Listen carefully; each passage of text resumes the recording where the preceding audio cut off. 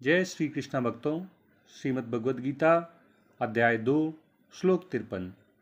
श्रुति विप्रतिपन्ना ते यदा स्थास्यति निश्चला समाधावचला बुद्धि तदा योगम वाप्स्यसि। भगवान कृष्ण अर्जुन को समझा रहे हैं कि बुद्धि योग को, समता रूपी बुद्धि को, समभाव को कैसे प्राप्त किया जा सकता है। भगवान कहते हैं कि शास्त्रों की अलंकारमयी भाषा को सुनकर, वेदों के भांति भांति के वचनों को सुनकर विचलित हुई तुम्हारी बुद्धि जब परमात्मा में अचल रूप में स्थित हो जाएगी, तब तुम योग को प्राप्त हो जाओगे। तुम्हारा परमात्मा से नित्य संयोग हो जाएगा, तुम्हें आत्म साक्षात्कार की प्राप्ति हो जाएगी। भगवान ने पहले तो अर्जुन को बुद्धि योग की महिमा बताई कि समबुद्धि से युक्त हुआ मनुष्य पुण्य और पाप दोनों से मुक्त हो जाता है। वह जन्म रूपी बंधन से भी आज़ाद हो जाता है, मुक्त हो जाता है। अब भगवान अर्जुन को बता रहे हैं कि ये समता रूपी बुद्धि, समभाव कैसे प्राप्त होगा, कब प्राप्त होगा। यह कहने के बाद कि जब तुम्हारी बुद्धि मोह रूपी दलदल को पार हो जाएगी, जब तुम सुने हुए और सुनने योग्य दोनों के प्रति अन्य मनस्क हो जाओगे, दोनों से विरक्त हो जाओगे, तब तुम्हें समता रूपी बुद्धि प्राप्त हो जाएगी।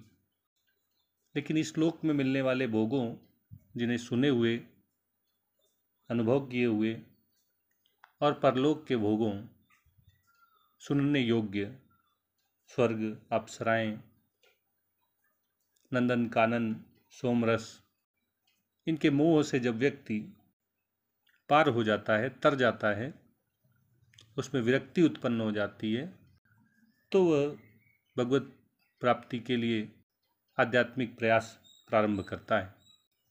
वह शास्त्रों का अध्ययन करता है, गुरु की शरण में जाता है। तब उसे अलग अलग शास्त्रों, संप्रदायों के विषय में जानकारी प्राप्त होती है।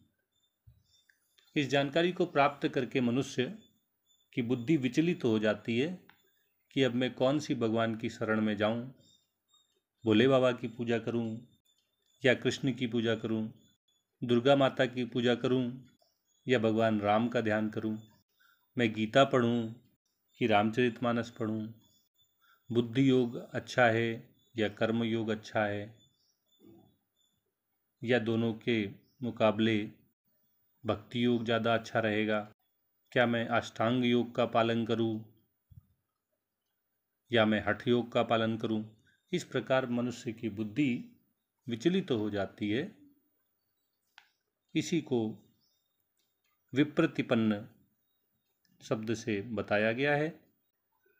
जब वेदों और शास्त्रों के वचनों को सुनकर मनुष्य की विचलित होने वाली बुद्धि निश्चल हो जाती है, ठहर जाती है, स्थिर हो जाती है, तभी मनुष्य को अचल समाधि रूपी समभाव वाली बुद्धि प्राप्त होती है।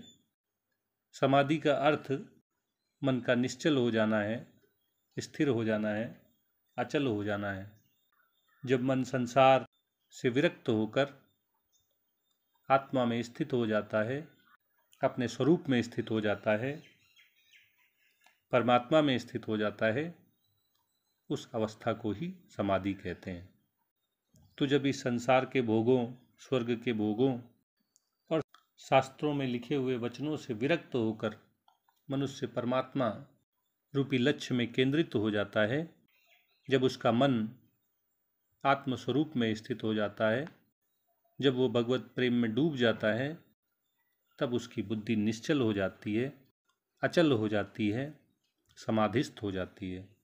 और बुद्धि के अचल हो जाने पर, समाधि के प्राप्त हो जाने पर मनुष्य को समभाव की प्राप्ति होती है।